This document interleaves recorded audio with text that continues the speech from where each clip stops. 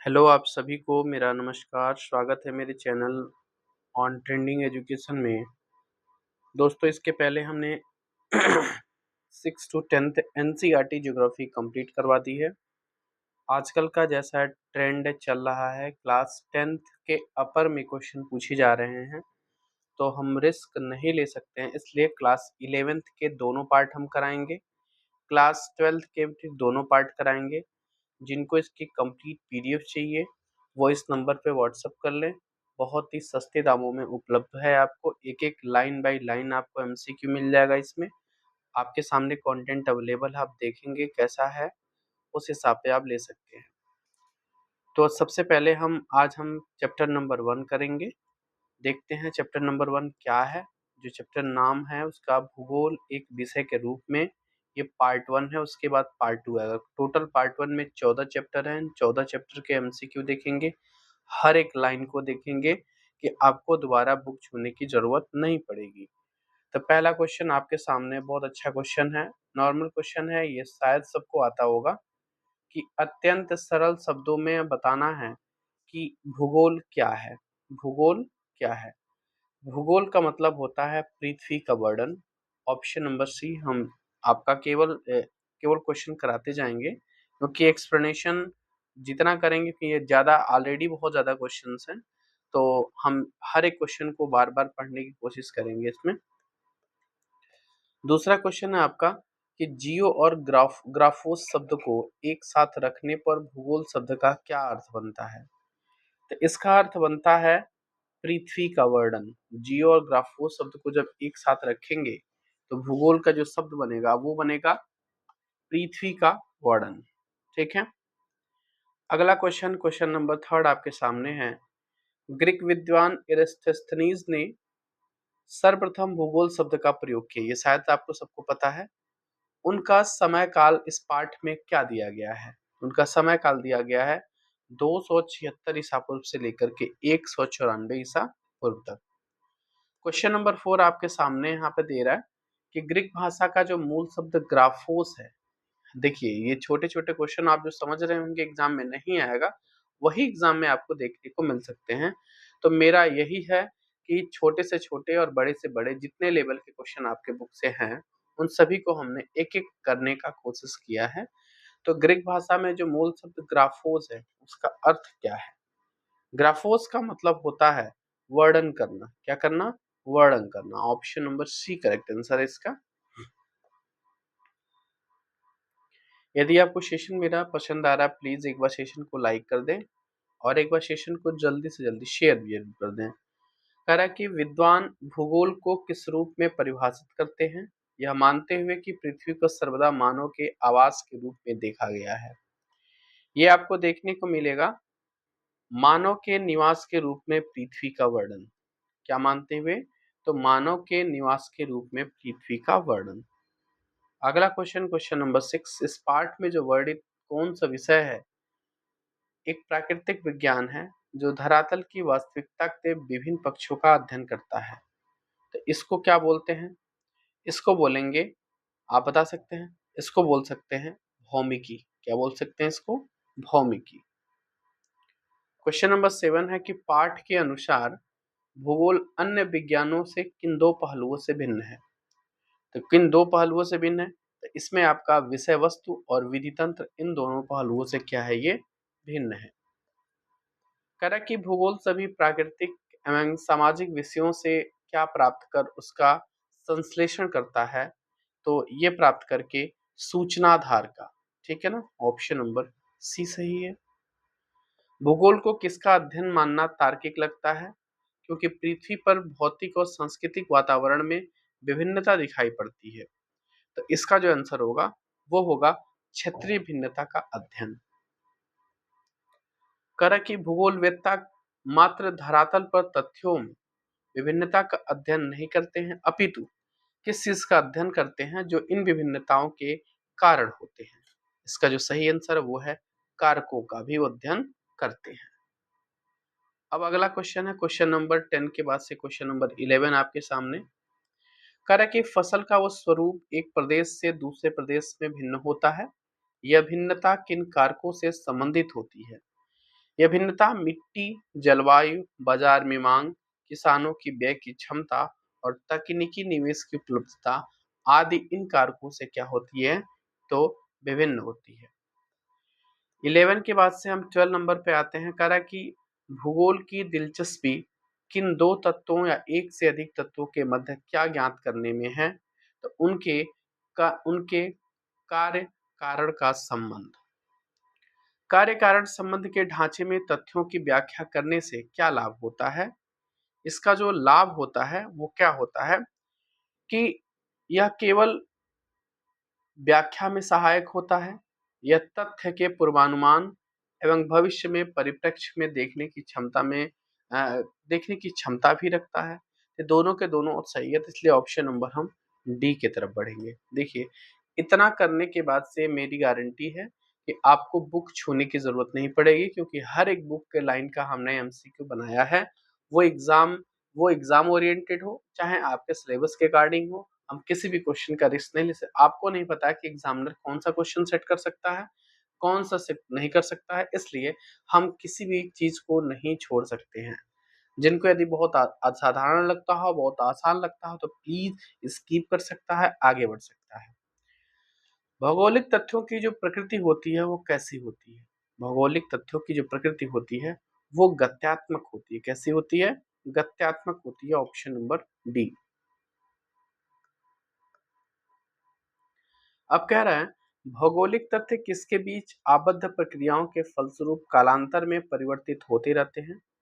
तो ये सतत परिवर्तनशील पृथ्वी और अथक एवं निरंतर सक्रिय मानव के बीच में क्या होते हैं, ये परिवर्तित होते रहते हैं।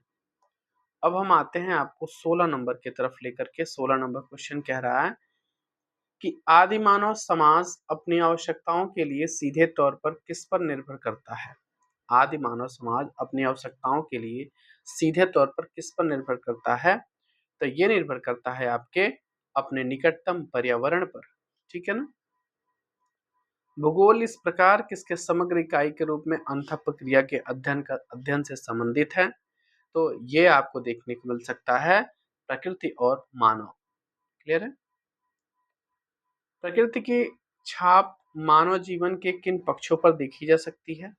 तो ये वस्त्र, व्यवसाय, आवास इत्यादि की पक्षों पर देखी जा सकती है। 19 नंबर क्वेश्चन कह रहा है, मानव ने प्रकृति के साथ किस माध्यम से समझौता किया है? तो एडाप्टेशन और मॉडिफिकेशन, मतलब अनुकूलन और अपरिवर्तन, दोनों माध्यम से।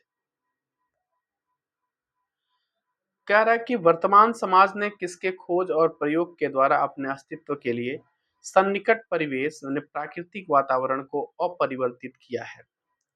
तो ये ऑप्शन आपको देखने को मिलेगा इतिहास। नहीं, ये बिल्कुल गलत है। अगला ऑप्शन क्या है हमारे सामने? अर्थशास्त्र, तकनीकी या राजनीतिक विज्ञान। तो तकनीकी है, नहीं, वर्तमान समाज आपकी तकनीक में खोज प्रयोग यही तो अस्तित्व आते हैं इसमें। अब आते हैं हम 21 की तरफ।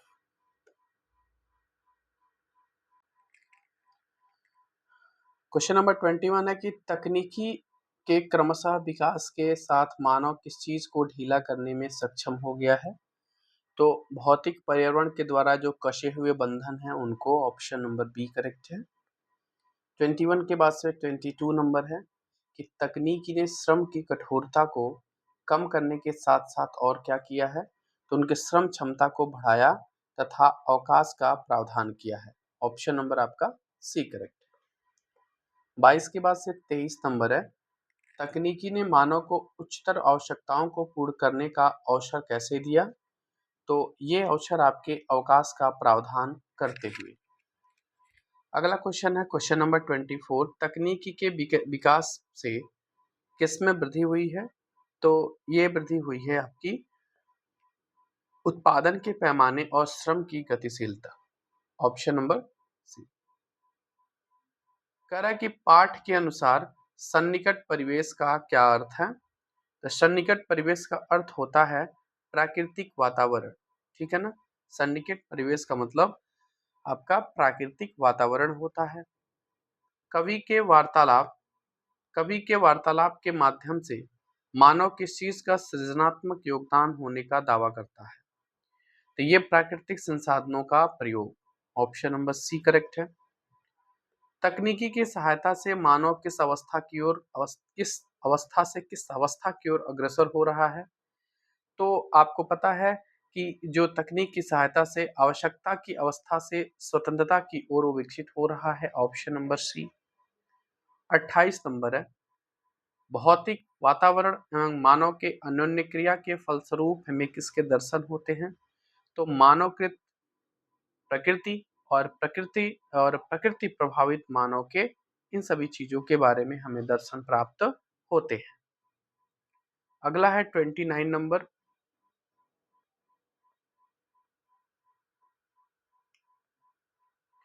परिवहन और संचार के साधनों के जाल और पदानुक्रमिक केंद्रों के माध्यम से क्षेत्र क्या हो गए हैं?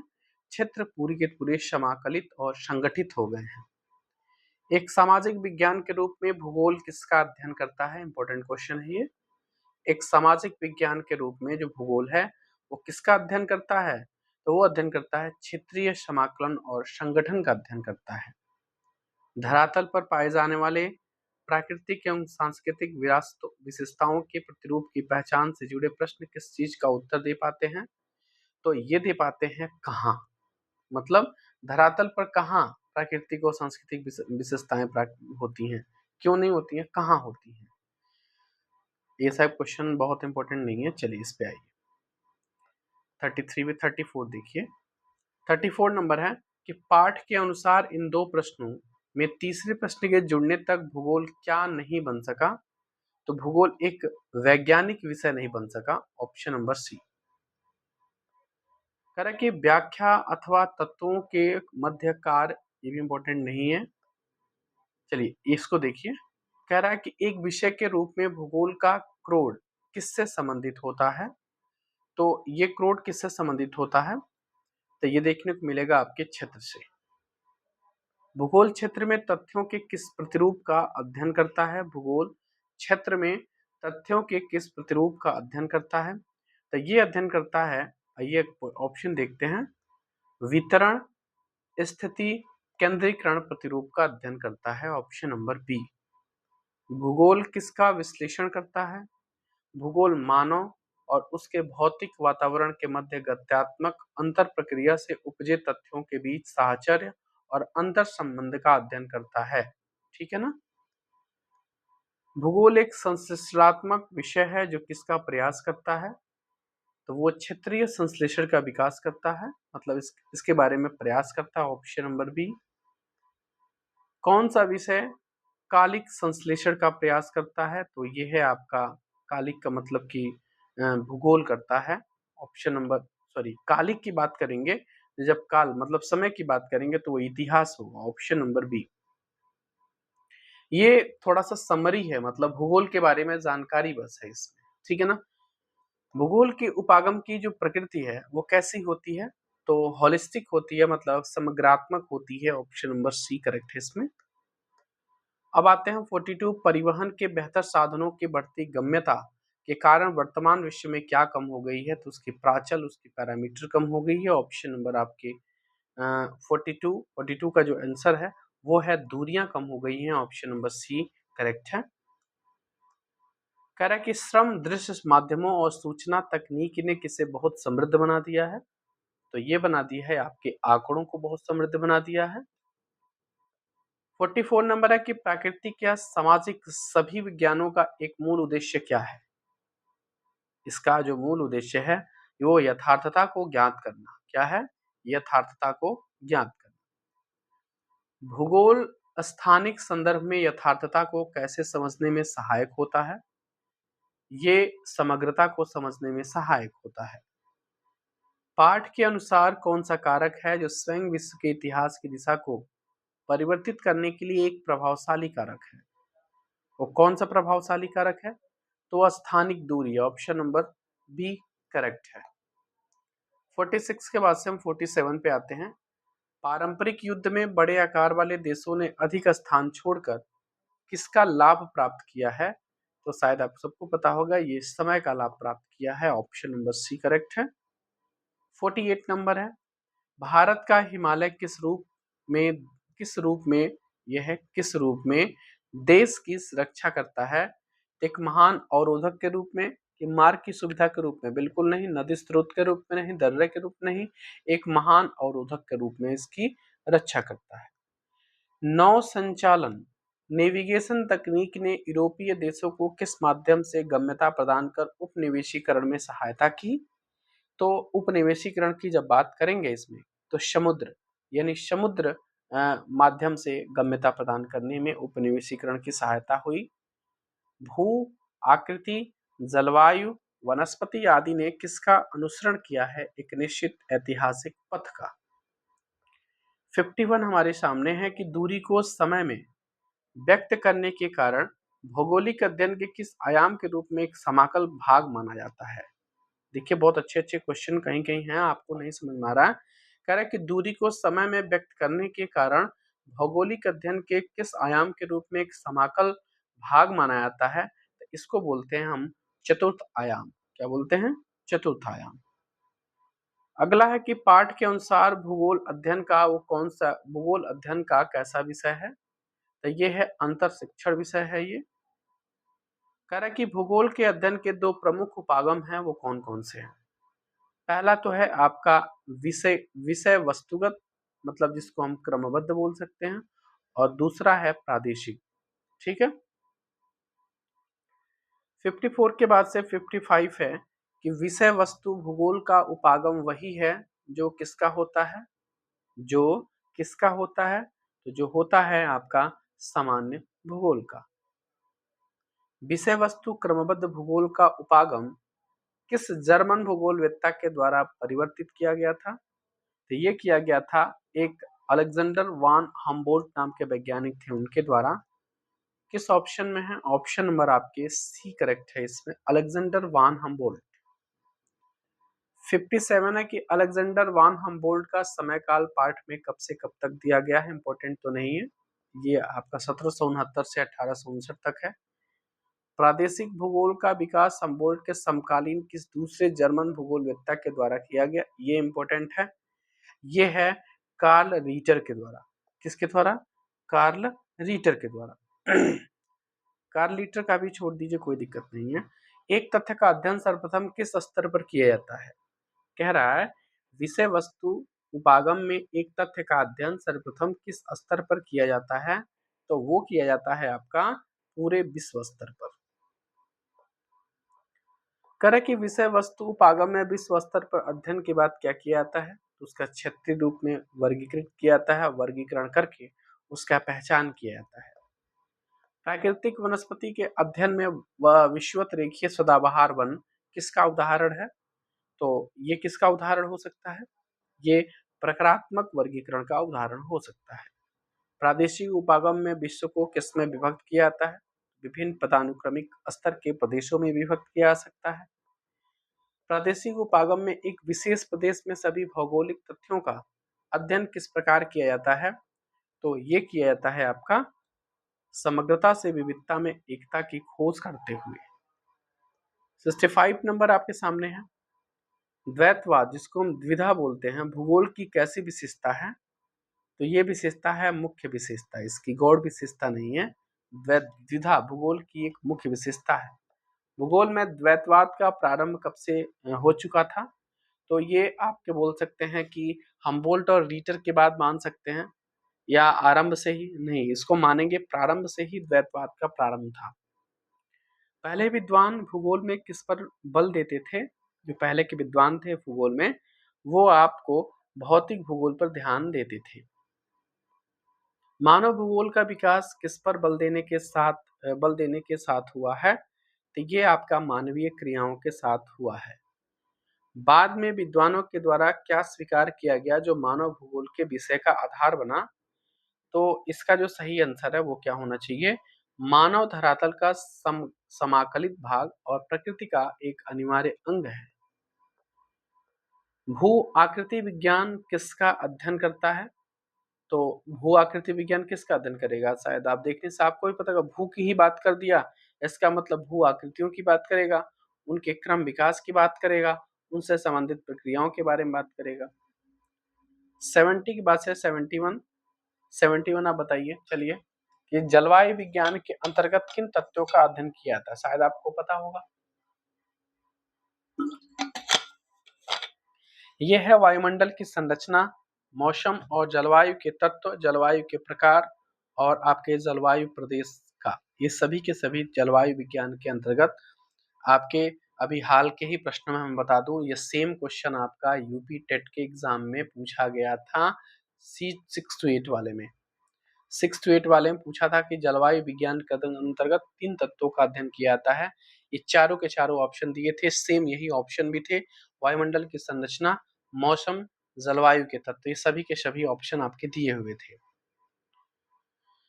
अब कर अगला क्वेश्चन 72, जल विज्ञान किसका अध्ययन करता है? तो धरातल के जल परिमंडल मतलब समुद्र, नदी, झील और उसके मानव सहित विभिन्न प्रकार के जीवों का अध्ययन करता है।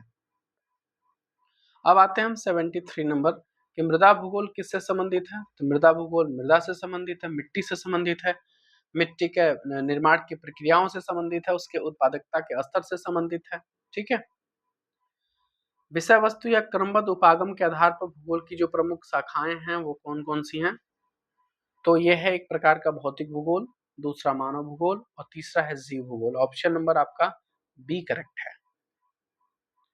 74 के बाद से हम 75 पे आते हैं। सामाजिक या सांस्कृतिक भूगोल किसका अध्ययन करता है? तो समाज और इसके स्थानिक, प्रादेशिक, गत्यात्मक और समाज के योगात्मक निर्मित जो सांस्कृतिक तत्व हैं उनका। आप इसको इजी समझ रहे हैं ना, क्वेश्चन यहीं से आ रहे हैं और आपको एग्जाम में लगेगा ये तो इजी है और क्वेश्चन गलत करके चले आएंगे। एक बार क्वेश्चन से रूबरू होना जरूरी है। जनसंख्या और अधिवास भूगोल के अंतर्गत किन पहलुओं का अध्ययन आता है? इसमें भूवन्यासिक संबंध और निर्वाचन क्षेत्र। ऑप्शन नंबर बी करेक्ट है। ठीक है, ऑप्शन नंबर अगला भी देखते हैं। ओहो, ऑप्शन ये होगा इसका, कह रहा है कि जो जनसंख्या और अधिवास का संबंध है उसमें आपका ग्रामीण नगरीय क्षेत्रों में जनसंख्या वृद्धि, वितरण, घनत्व, लिंग अनुपात, प्रवास और व्यावसायिक संरचनाएं आती हैं। कह रहा है कि अधिवास भूगोल में किसका अध्ययन किया जाता है? तो अधिवास में आपको ग्रामीण और नगरीय अधिवासों के वितरण, प्रारूप और अन्य विशेषताओं का अध्ययन किया जाता है। बात करेंगे आर्थिक भूगोल में मानव की किन क्रियाओं का अध्ययन किया जाता है?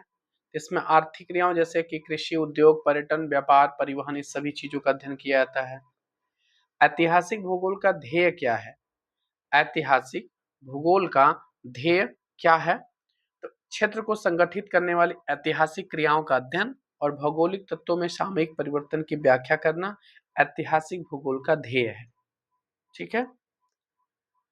79 के बाद से 80 नंबर है, प्रत्येक प्रदेश वर्तमान स्थिति में आने के पूर्व किससे गुजरता है? तो ऐतिहासिक अनुभवों से गुजर रहा होता है। Option number C. राजनीतिक भूगोल क्षेत्र को किस रूप से दृष्टि से देखता है? तो वो राजनीतिक घटनाओं की दृष्टि से देखेगा, बिल्कुल बात सत्य है। राजनीतिक भूगोल किसका विश्लेषण करता है?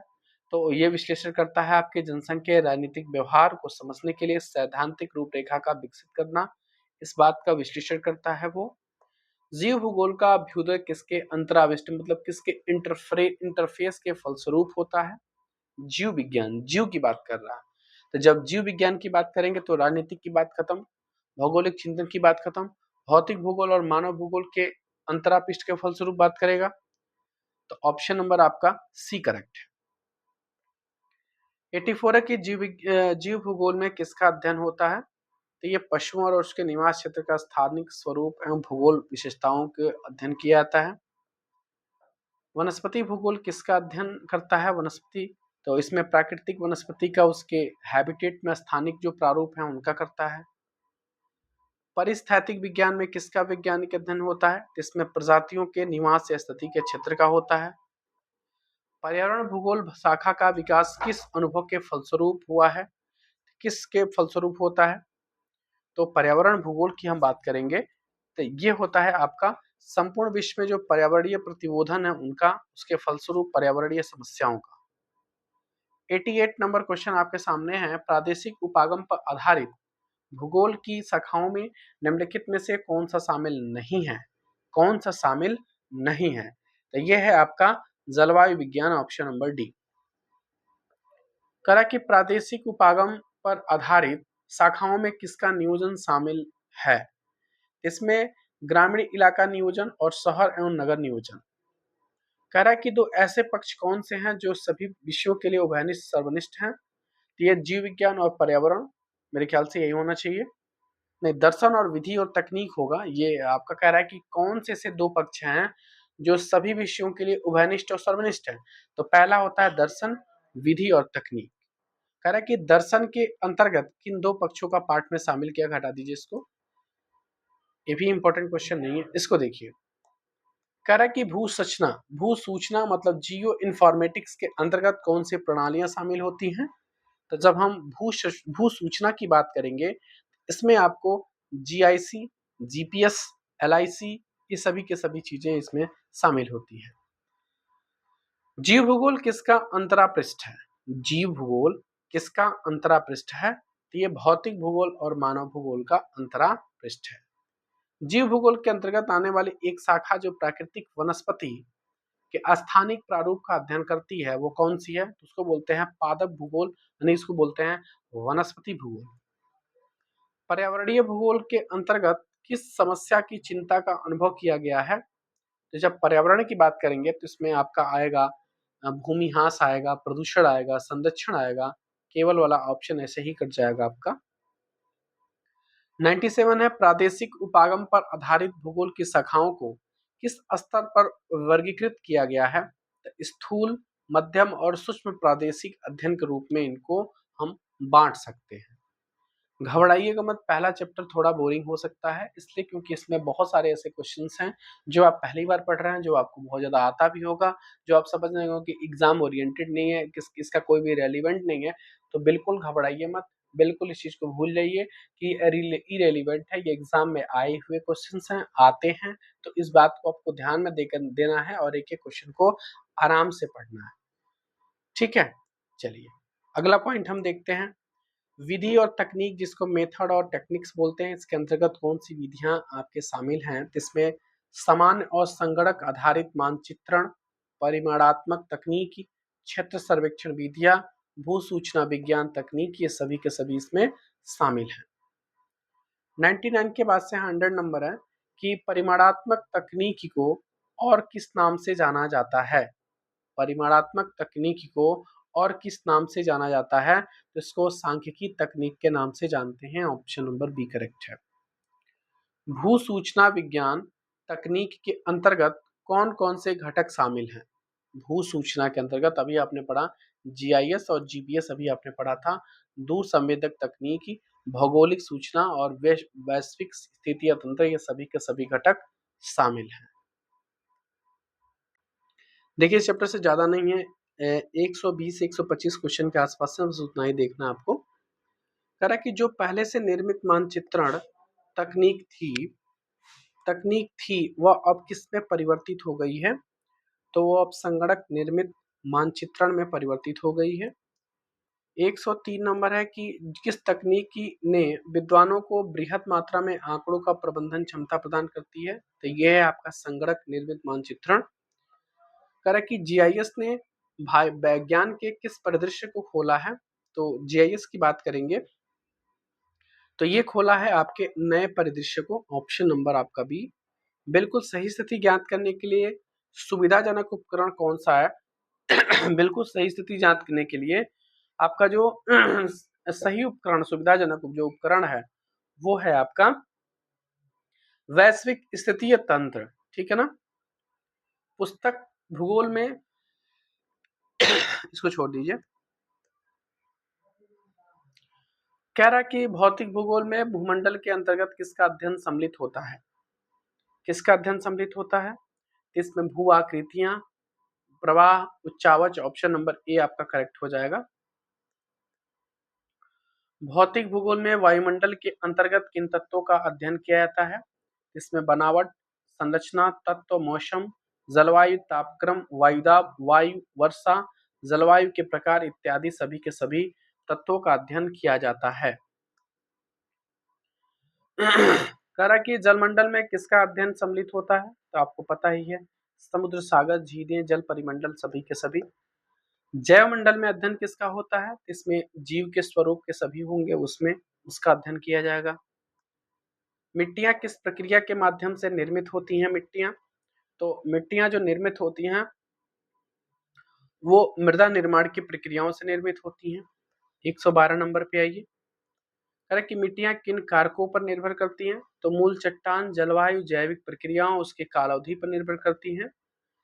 कालावधि मिट्टियों को क्या प्रदान करती है? जिसमें विकास में सहायक होती है, इसमें परिपक्वता होती है, प्रोफाइल के विकास में इसका ज्यादा योगदान होता है। भू आकृतियां क्या प्रस्तुत करती हैं? तो भू आकृतियां जो प्रस्तुत करती हैं वो है आपका आधार जिस पर मानव क्रियाएं संपन्न होती हैं। क्लियर है? मैदानों का प्रयोग मुख्यतः किस कार्य के लिए किया जाता है? खनिज संपदा विकसित करने के लिए किया जाता है। अब अगला क्वेश्चन है कि पठारों का सामान्यतः क्या सामान्यतः विकसित किया जाता है? तो वन और खनिज संपदा विकसित की जाती है। ऑप्शन नंबर आपका बी करेक्ट है। अगला क्वेश्चन देखेंगे आप, पर्वत किस रूप में महत्वपूर्ण है? आपको पता है पर्वत में केवल कृषि कार्य गलत है, वाताकुंडली ये भी गलत है, मैग्नीज पिंड नहीं, चारागाहों, वनों, पर्यटक स्थलों के आधार तथा निम्न क्षेत्रों को जल प्रदान करने वाली नदियों के स्रोतों के रूप में इसका महत्वपूर्ण हम देख सकते हैं। जलवायु मानव जीवन के किन पहलुओं को प्रभावित करती है? तो ये घरों के प्रकार, वस्त्र और भोजन को प्रभावित करती हैं। मानव ने कौन सी तकनीक विकसित की है जो सीमित क्षेत्र में जलवायु को अपरिवर्तित कर देता है? तो यह है एयर कंडीशनर को परिवर्तित कर देता है। करें कि भारत में मानसूनी वर्षा किसे गति प्रदान करता है? तो भारत में जो मानसूनी वर्षा है वो कृषि आवर्तन प्रणाली को विकसित करता है। अगला क्वेश्चन कि वर्षा भूमिगत जल धारक प्रस्तर को पुनरावेशित कर किसके लिए जल की उपलब्धता संभव बनाती है? तो कृषि एवं घरेलू कार्यों के लिए। ऑप्शन नंबर बी करेक्ट है। अगला पॉइंट है कि समुद्र किसका भंडार है? तो समुद्र संसाधनों जैसे कि मछली, समुद्री भोजन, खनिज का भंडार है। कह रहा है कि भारत ने समुद्री जल से किसे एकत्रित करने की तकनीक विकसित कर ली है? तो समुद्र से मैग्नीज पिंड का मतलब कि नड्यूल्स का ये तकनीक विकसित की है। मृदा किस प्रकार का संसाधन है? तो आपको पता है कि मृदा एक प्रकार का नवीकरणीय मतलब कि पुनः स्थापनीय संसाधन के अंतर्गत आता है। 125 क्वेश्चन है, 126-27 क्वेश्चन होंगे। मिट्टी की उर्वरता किससे निर्धारित तथा किससे प्रेरित होती है? तो मिट्टी की उर्वरता प्रकृति से निर्धारित होती है और संस्कृति से प्रेरित होती है। ठीक है ना? भौतिक भूगोल किस उद्देश्य की पूर्ति के हेतु प्राकृतिक संसाधनों के मूल्यांकन और प्रबंधन से संबंधित विषय के रूप में विकसित हो रहा है? तो सस्टेनेबल विकास मतलब कि सतत विकास के रूप में यह विकसित हो रहा है। 127 है क्वेश्चन, इस चैप्टर का लास्ट क्वेश्चन है ये कि रिचर्ड हार्टसोन के अनुसार भूगोल का उद्देश्य क्या है? तो रिचर्ड हॉर्टसोन के अनुसार भूगोल का जो उद्देश्य है वो क्या है? वो है धरातल की प्रादेशिक क्षेत्रीय भिन्नता का वर्णन और व्याख्या करना। ठीक है, यह है चैप्टर नंबर 2 पृथ्वी की उत्पत्ति और विकास। इससे भी आपको लगभग 100 प्लस ही मिलेंगे। 108 क्वेश्चन के आसपास इस चैप्टर से आपको एमसीक्यू देखने को मिलते हैं। पहला क्वेश्चन आपके सामने है, ध्यान दीजिए, अच्छा चैप्टर है ये। पृथ्वी की उत्पत्ति के संबंध में प्रस्तुत प्रारंभिक और लोकप्रिय मत किस दार्शनिक का है? पृथ्वी की उत्पत्ति के संबंध में प्रस्तुत प्रारंभिक और लोकप्रिय मत किस दार्शनिक का है? तो शायद आप बता देंगे इमैनुअल कांट का। इमैनुअल कांट का। जर्मन दार्शनिक इमैनुअल कांट का जो प्रारंभिक मत किस गणितज्ञ के द्वारा 1796 ईस्वी में संशोधित किया गया? तो ये किया गया कार्ल वाइजस्कार के द्वारा। किसके द्वारा? सॉरी इनके द्वारा, लाप्लास के द्वारा किया गया था, लाप्लेस। यानी ऑप्शन नंबर आपका जो सी है वो करेक्ट आंसर है। अब आते हैं क्वेश्चन नंबर 3। लाप्लास के द्वारा 1796 ईस्वी में जो प्रस्तुत संशोधित परिकल्पना है वो किस नाम से जानी जाती है? उसको बोलते हैं निहारिका परिकल्पना के नाम से। ऑप्शन नंबर सी करेक्ट है। निहारिका जो परिकल्पना है जिसको हम नेबुलर हाइपोथेसिस बोलते हैं इसके अनुसार ग्रहों का निर्माण किससे हुआ है? ग्रहों का निर्माण धीमी गति से घूमते हुए पदार्थों के बादल से हुआ है। क्वेश्चन नंबर 5 आपके सामने अच्छे लेवल के क्वेश्चन इस चैप्टर से हैं। 1950 में निहारिका परिकल्पना में संशोधन करने वाले रूस के वैज्ञानिक कौन थे? रूस के वैज्ञानिक आटो शिमिड थे। कौन थे? आटो शिमिड। 1950 में निहारिका परिकल्पना में संशोधन करने वाले जर्मनी के वैज्ञानिक कौन थे? वो जो जर्मनी के वैज्ञानिक थे उनका नाम था कार्ल वाइजस्कार। 7वां नंबर है, ऑटो श्मिड और कार्ल वाइजस्कार के विचार से सूर्य किससे घिरा हुआ है? तो सूर्य एक प्रकार से हम बोल सकते हैं कि एक सौर निहारिका से घिरा हुआ है, ऑप्शन नंबर बी। संशोधित निहारिका परिकल्पना के अनुसार सौर निहारिका मुख्यतः किन तत्वों की बनी थी? तो सौर निहारिका आपको हाइड्रोजन, हीलियम और धूल कण से बनी हुई थी। इंपॉर्टेंट पॉइंट है ये। अगला पॉइंट आपका सामने है कि संशोधित परिकल्पना में कणों के घर्षण व टकराने से किस आकृति के बादल का निर्माण हुआ है? तो ये जो निर्माण हुआ है वो किससे हुआ है? ये आपका एक चपटी तस्तरी की आकृति वाली जो बादल है उससे हुआ है। किस प्रक्रम के द्वारा ग्रहों का जो निर्माण है हुआ है? और जैसा कि ऑटो श्मिड और वाइजस्कार ने बताया, तो किस प्रक्रम के द्वारा? तो हम बोल सकते हैं कि वेपोराइजेशन के द्वारा, कि विस्फोट के द्वारा। तो ये हुआ है अक्रेशन के द्वारा, अभिवृद्धि के द्वारा हुआ है। 11 नंबर है कि आधुनिक समय में ब्रह्मांड की उत्पत्ति संबंधी सर्वमान्य कौन सा है? तो सबसे सर्वमान्य बिग बैंग थ्योरी मानी जाती है, बिग बैंग का सिद्धांत माना जाता है। 11 के बाद से 12 है कि बिग बैंग सिद्धांत को और किस नाम से जाना जाता है? बिग बैंग के सिद्धांत का अन्य नाम से जो जानकारी है वो विस्तारित ब्रह्मांड परिकल्पना के नाम से जाना जाता है। किस वैज्ञानिक ने 1920 में प्रमाण दिए कि ब्रह्मांड का विस्तार हो रहा है? तो किस वैज्ञानिक ने दिया था? इनका नाम था एडविन हब्बल। कौन थे ये? एडविन हब्बल साहब थे। उन्होंने बताया कि ब्रह्मांड का विस्तार हो रहा है। किस ऑप्शन में है? ऑप्शन नंबर आपको सी यहाँ पे करेक्ट होगा। अगला है कि एडविन हब्बल के प्रमाणों के अनुसार समय बीतने के साथ आकाशगंगाएं क्या हो रही हैं? समय बीतने के साथ आकाशगंगाएं एक दूसरे से दूर जा रही हैं। गुब्बारे में प्रयोग गुब्बारे पर लगे जो निशान होते हैं वो किसको मानते हुए लगाए जाते हैं? तो इसको मानते हुए लगाए जाते हैं, तो ये गैलेक्सीज को मानते हुए लगाए जाते हैं। गुब्बारे के फैलने के साथ गुब्बारे पर लगे निशान क्या प्रतीत होते हैं? तो ये प्रतीत होते हैं एक दूसरे से दूर होते जाते। ब्रह्मांड विस्तार के संदर्भ में वैज्ञानिक क्या मानते हैं? वैज्ञानिक क्या मानते हैं ब्रह्मांड विस्तार के संबंध में? इसका जो करेक्ट आंसर है वो है कि आकाश गंगाओं के बीच की दूरी बढ़ रही है। बिल्कुल बात सत्य है, परंतु आकाश गंगाओं के विस्तार को नहीं सिद्ध करते हैं। ठीक है। 18 नंबर आपके सामने है कि गुब्बारे का उदाहरण ब्रह्मांड विस्तार के संदर्भ में किस रूप में है? इसका जो सही आंसर वो है आंशिक रूप से ही इसको मान्य किया गया है। ब्रह्मांड के विस्तार के विकल्प ने किस संकल्पना को प्रस्तुत किया गया?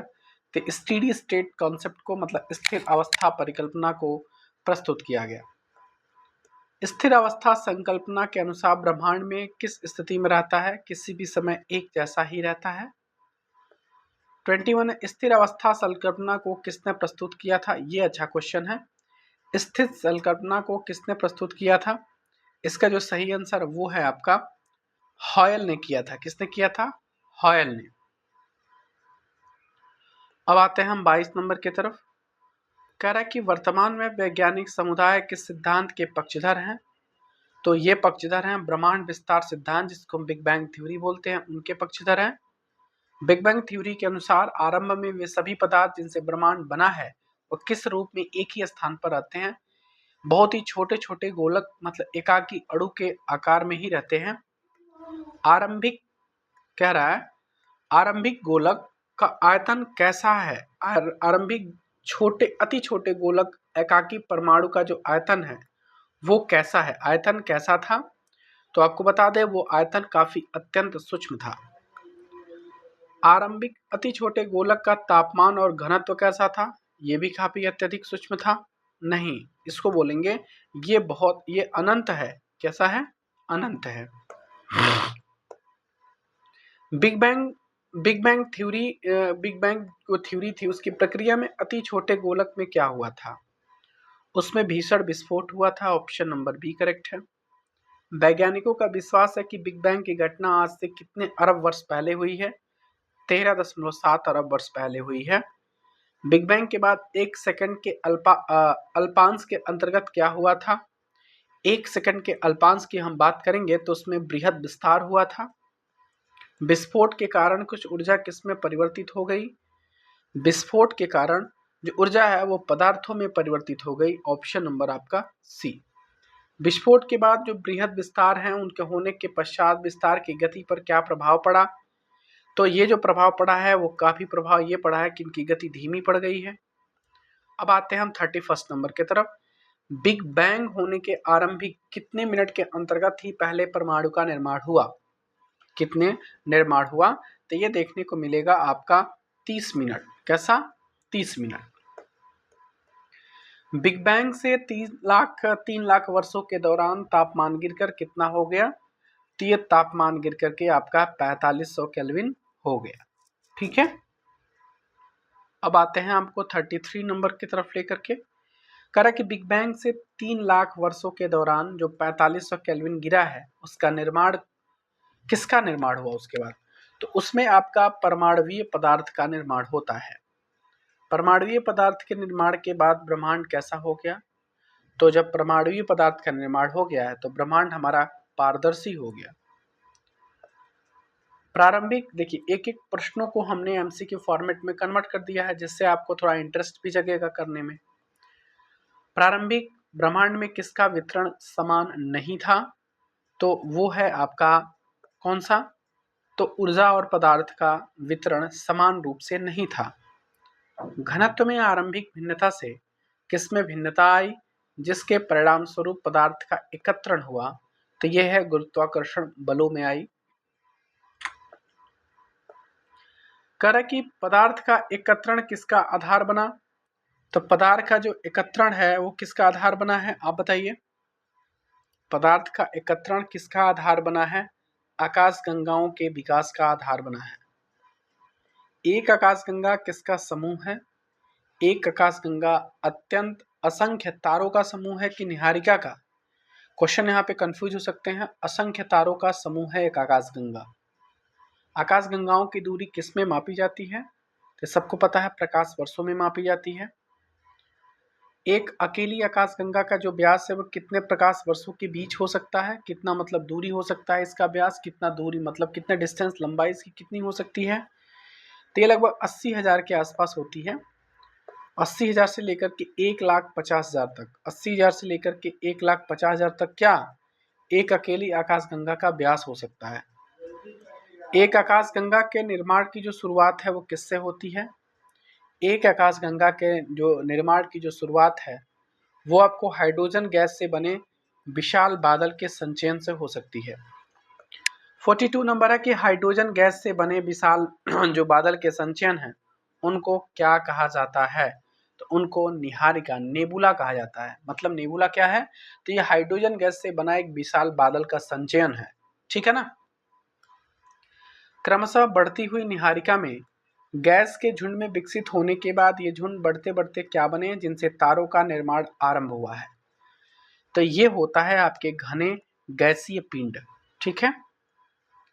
ऐसा विश्वास किया जाता है कि तारों का निर्माण लगभग कितने अरब वर्ष पहले हुआ है? तारों का निर्माण लगभग कितने अरब वर्ष पहले हुआ है? तो हम देखते हैं इसमें 5 से लेकर के 6 अरब वर्ष पहले हुआ है। ठीक है। अब अगला पॉइंट हमारे सामने 45 नंबर है। प्रकाश वर्ष किसका माप है? तो शायद आप सबको पता है ये दूरी का माप है। प्रकाश की गति कितनी होती है? तो कितनी होती है प्रकाश की गति? तो 9.46 होता है कि 3 लाख किलोमीटर होता है, शायद ये सबको पता है। तो देखिए जो प्रकाश की गति होती है वो 3 लाख किलोमीटर प्रति सेकंड होती है। 3 इंटू 10⁸ होता है, 3 इंटू 10⁸ मीटर प्रति सेकंड होता है। ठीक है ना। अगला देखिए एक साल में प्रकाश जितनी दूरी तय करेगा वह किसके बराबर होगा? वो होगा एक प्रकाश वर्ष के बराबर। 48 है प्रकाश वर्ष कितने किलोमीटर के बराबर है? एक प्रकाश वर्ष। तो जब प्रकाश वर्ष की बात करेंगे वो कितने किलोमीटर के बराबर है? वो है 9.46 इंटू 10⁻12 किलोमीटर। ऑप्शन नंबर आपका सी करेक्ट है। कह रहा है अगला क्वेश्चन आपका कि पृथ्वी और सूर्य की औसत दूरी कितनी है।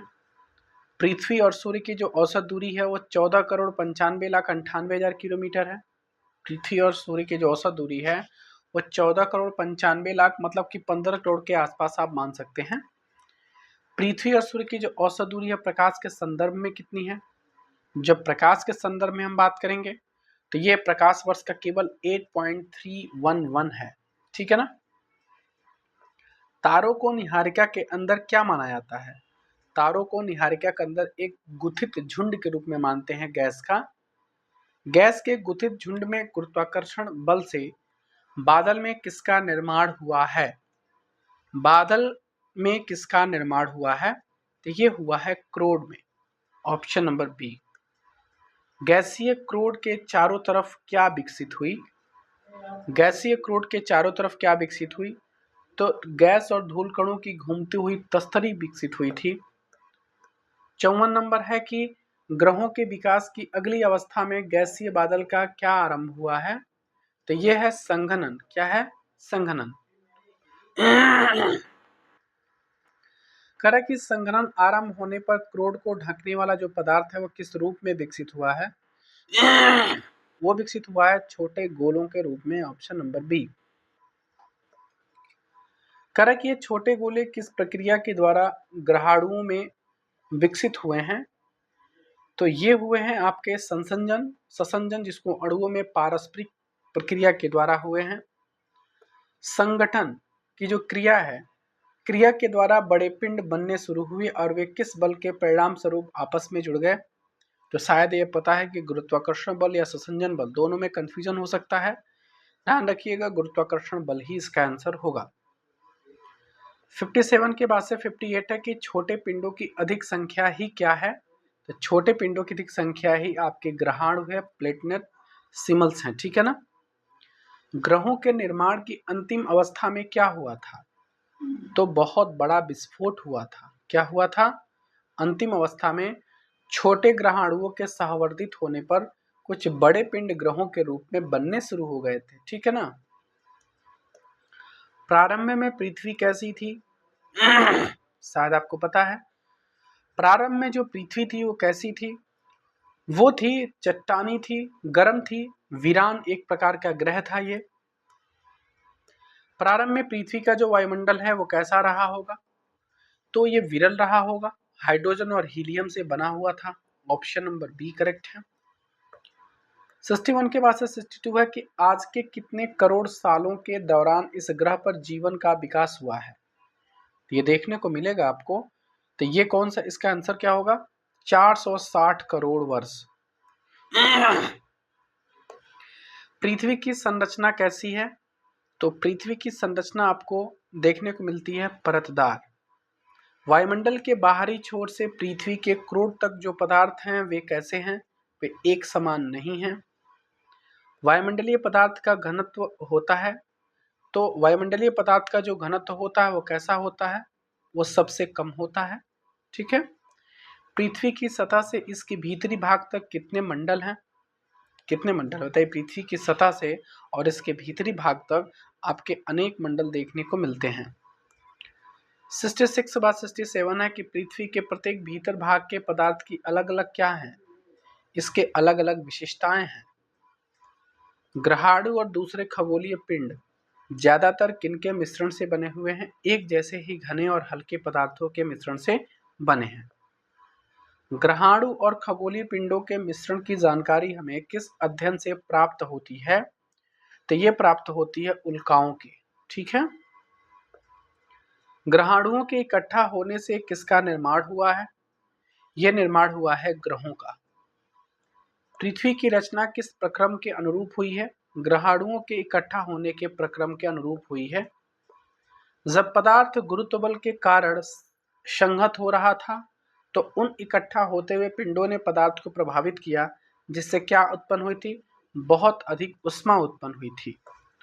उत्पन्न ताप जो है कह रहा है कि उत्पन्न ताप से पदार्थ पिघलने गलने क्यों लगा था। पिघलने या गलने क्यों लगा था ससंजन प्रक्रिया जारी रहने के कारण या अत्यधिक ऊष्मा उत्पन्न होने के कारण या गुरुत्वाकर्षण बल कमजोर पड़ने के कारण। इसका जो सही आंसर होगा वो अत्यधिक ऊष्मा उत्पन्न होने के कारण। ठीक है ना। 73 के बाद से 74 है कि अत्यधिक ताप के कारण पृथ्वी आंशिक रूप से किस अवस्था में रह गई। तो ये रह गई द्रव अवस्था में। ठीक है ना। हल्के और भारी घनत्व के मिश्रण वाले पदार्थ किस कारण अलग होना शुरू हो गए थे। तो ये शुरू हो गए थे आपके घनत्व के अंतर के कारण। ठीक है। कह कि अलगाव की इस प्रक्रिया से भारी पदार्थ कहाँ चले गए थे। पृथ्वी के केंद्र मतलब क्रोड में चले गए थे। ठीक है। अलगाव की प्रक्रिया से हल्के पदार्थ कहाँ आ गए। तो उसके सतह मतलब ऊपर की तरफ आ गए। समय के साथ हल्के पदार्थ ठंडे हुए और ठोस रूप में परिवर्तित होकर अंततोगत्वा किस रूप में विकसित हो गए। तो वही क्रस्ट के रूप में पृथ्वी की भुरभुटी के रूप में आपके विकसित हो गए। हल्के और भारी घनत्व वाले पदार्थों के पृथक होने की इस प्रक्रिया को क्या कहा जाता है। इस पदार्थ प्रक्रिया को डिफरेंशिएशन बोलते हैं, मतलब विभेदन का नाम देते हैं। अब हम आते हैं आपको 80 नंबर क्वेश्चन की तरफ कि चंद्रमा की जो उत्पत्ति के दौरान किस घटना के कारण पृथ्वी का तापमान पुनः बढ़ा हुआ या ऊर्जा उत्पन्न हुई। तो इसका जो सही आंसर है वो है भीषण संघट, जिसको गैंट इम्पैक्ट बोलते हैं। चंद्रमा की उत्पत्ति के दौरान हुई भीषण संघट की जो घटना है वो विभेदन का कौन सा चरण था। विभेदन का वो द्वितीय चरण था। कौन सा चरण। द्वितीय चरण। विभेदन की प्रक्रिया के द्वारा पृथ्वी का जो पदार्थ है वो पृथ्वी की परतों का सही क्रम बताइए। बाहर से अंदर की तरफ बताना है आपको। बाहर से अंदर की तरफ आपका इसका एक क्रम बता देना है।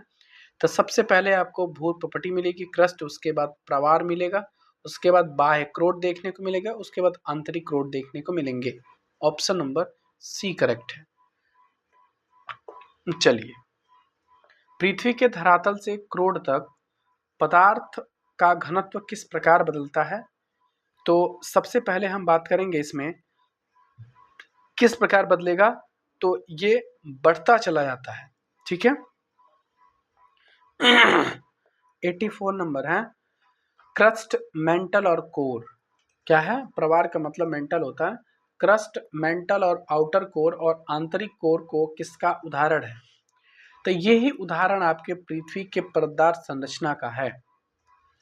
पृथ्वी के वायुमंडल की वर्तमान जो संरचना है वो किन दो गैसों का प्रमुख योगदान है। तो ये योगदान आपका नाइट्रोजन और ऑक्सीजन का है। Option number C. वर्तमान वायुमंडल के विकास की कुल कितनी अवस्थाएं पाठ में बताई गई हैं। तो कुल 3 अवस्थाएं पाठ में बताई गई हैं। वायुमंडल के विकास की जो पहली अवस्था है उस अवस्था में क्या हुआ था। वायुमंडल के विकास की पहली अवस्था में आदिकालिक वायुमंडलीय गैसों का ह्रास हुआ, मतलब उसका नष्ट हुआ। प्रारंभिक वायुमंडल जिसमें हाइड्रोजन व हीलियम की अधिकता थी, किसके कारण पृथ्वी से दूर हो गया। ज्वालामुखी विस्फोट के कारण। किसके कारण। ज्वालामुखी विस्फोट के कारण ये दूर हुआ था। इसका आंसर गलत है। इसका जो आंसर होगा ये है सौर पवन के द्वारा। ठीक है ना। कह रहा कि 89 नंबर हमारा क्वेश्चन है आदिकालिक वायुमंडल का ह्रास या समाप्त होना किस प्रकार के ग्रहों पर हुआ है। तो आदिकालिक जो वायुमंडल का ह्रास है वो आपके सभी पार्थिव ग्रहों पर हुआ है। वह प्रक्रिया जिससे पृथ्वी के भीतर भाग से गैसें धरती पर आईं उसे क्या कहा जाता है। उसे कहते हैं गैस उत्सर्जन। क्या। गैस उत्सर्जन। गैस उत्सर्जन के प्रक्रिया के आरंभ में वायुमंडल में किन गैसों की अधिकता थी। तो ये थी जलवाष्प, नाइट्रोजन, कार्बन डाइऑक्साइड, मीथेन और अमोनिया। क्लियर है। 91 के बाद से हम 92 पे चलेंगे।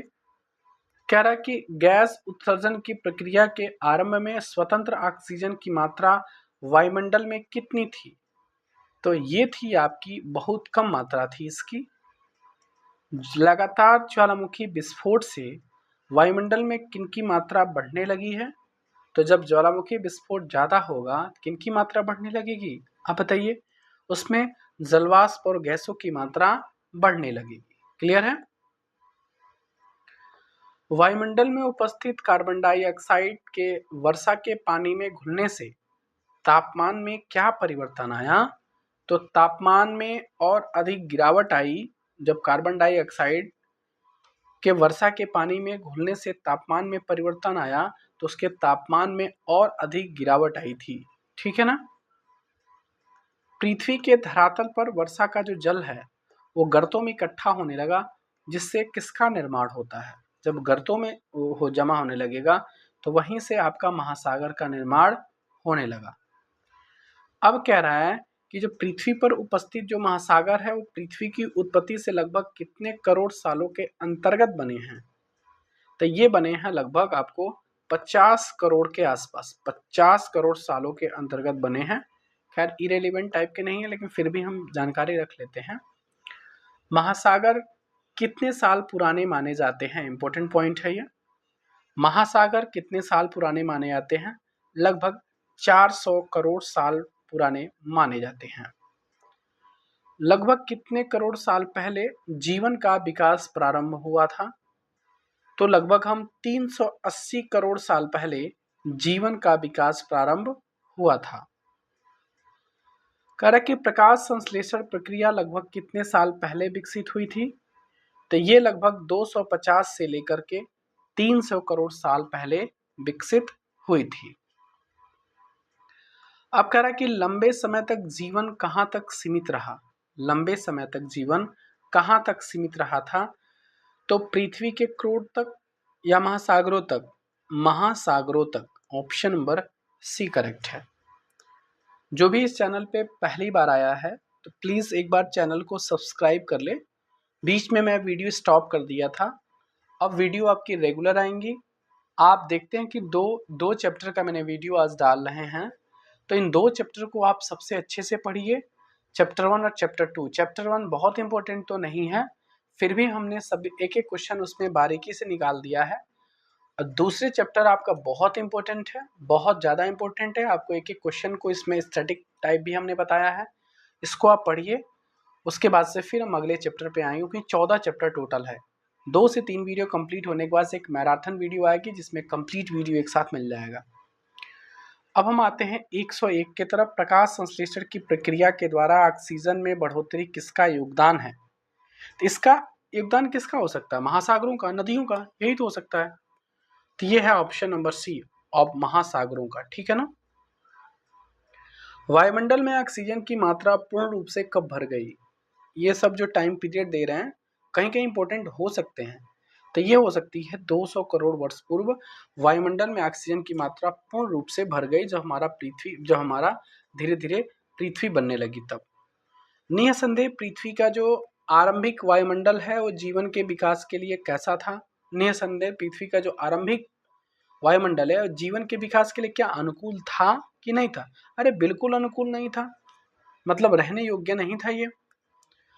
आधुनिक वैज्ञानिक जीवन की उत्पत्ति को एक तरह की कैसी प्रतिक्रिया बताते हैं? तो जीवन की एक प्रकार की रासायनिक प्रतिक्रिया बताते हैं। ऑप्शन नंबर बी आपका करेक्ट है। रासायनिक प्रतिक्रिया से पहले जटिल जैव अणु बने और उनका समूहन ऐसा था जो अपने आप को दोहराता था, मतलब पुनः सक्षम बनाने में, और निर्जीव पदार्थ को किसमें परिवर्तित कर सका? इसका जो करेक्ट आंसर होगा ये है जीवित तत्वों में। कौन सा? जीवित तत्वों में। क्लियर है मेरी बात? 105 के बाद से 106 नंबर है कि 300 करोड़ साल पुरानी भूगर्भिक शैलों में पाई जाने वाली जो सूक्ष्मदर्शी संरचना है वो आज की किसकी संरचना से मिलती जुलती है? आज की एक ही बात है, आप इस बात को रखिएगा, हमेशा एग्जाम में आया है। जो 300 करोड़ साल पहले भूगर्भिक सेल में पाई जाने वाली जो सूक्ष्मदर्शी संरचना है वो आज भी शैवालों में पाई जाती है, ब्लू ग्रीन एल्गाई में पाई जाती है। ठीक है ना? 107 नंबर, निम्नलिखित में से वो कौन सी संख्या पृथ्वी की आयु को प्रदर्शित करती है? पृथ्वी की आयु को प्रदर्शित करने के लिए 4.6 अरब वर्ष ये पृथ्वी की आय को प्रदर्शित करती है। अगला पॉइंट है आपका, निम्न में से वो कौन सा तत्व है वर्तमान में वायुमंडल के निर्माण व संशोधन में सहायक नहीं है? तो ये है सौर पवन, जो वायुमंडल के निर्माण और संशोधन में आपका सहायक नहीं है। इसी के साथ ही हम सभी कंप्लीट 108 क्वेश्चन को कर लिए हैं। ठीक है, अब हम चलेंगे आपको नेक्स्ट 3 नंबर चैप्टर पे। यहीं तक वीडियो कंप्लीट होती है ये।